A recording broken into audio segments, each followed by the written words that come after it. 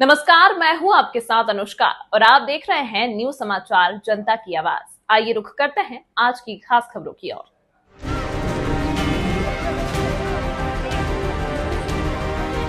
Israel और Hamas के बीच जारी युद्धविराम समझौते के तहत लगातार बंधकों और कैदियों की रिहाई हो रही है। अब अगले चरण के तहत हमास 3 के बजाय 6 जिंदा बंधकों को रिहा करने वाला है।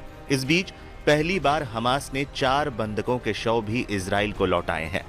इस बीच इजराइल ने हमास पर युद्ध विराम का उल्लंघन करने का आरोप लगा दिया।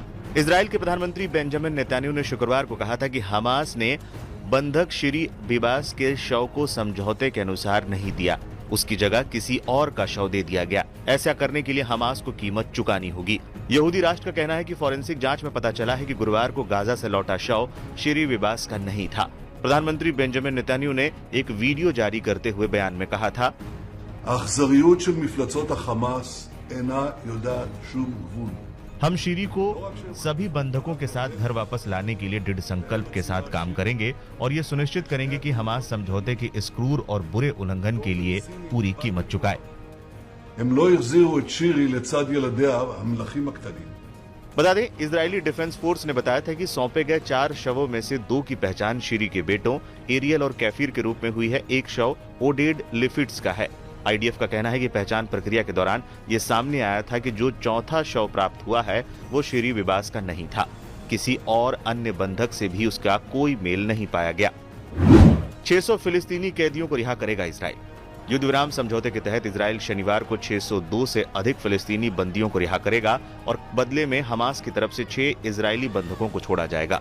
हमास के अधिकारियों के अनुसार बंधकों में से 4 एलिया कोहेन, ताल शोहेम, ओमार शेवतोव और ओमर वेनकर्ट को 7 अक्टूबर 2023 को इजराइल पर हमले के दौरान हमास के बंदूकधारियों ने पकड़ा था।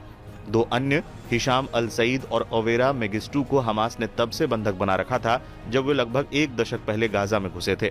इनके बदले में इजराइल अपनी जेलों में बंद 600 फिलिस्तीनी कैदियों और बंदियों को रिहा कर सकता है। इससे पहले गुरुवार को हमास ने शवों को सौंपने के दौरान भारी भीड़ इकट्ठा की थी। चारों ओर उसके लड़ाके हथियार लेकर खड़े थे। शोर शराबे के साथ 4 काले ताबूतों में शवों को रेड क्रॉस को सौंपा गया था। इसके बाद इजराइल में मातम मनाया गया। इजराइल में शोक तक घोषित कर दिया गया था। नेतन्याहू ने कहा था कि शवों की वापसी हमास के खात्मे का संकेत है। उन्होंने कहा कि हमारे अपने लोगों का खून चिल्ला चिल्ला कर कह रहा है कि सारा हिसाब बराबर किया जाएगा और हम ये करके रहेंगे। युद्ध विराम समझौते के दूसरे चरण की बातचीत कब होगी शुरू?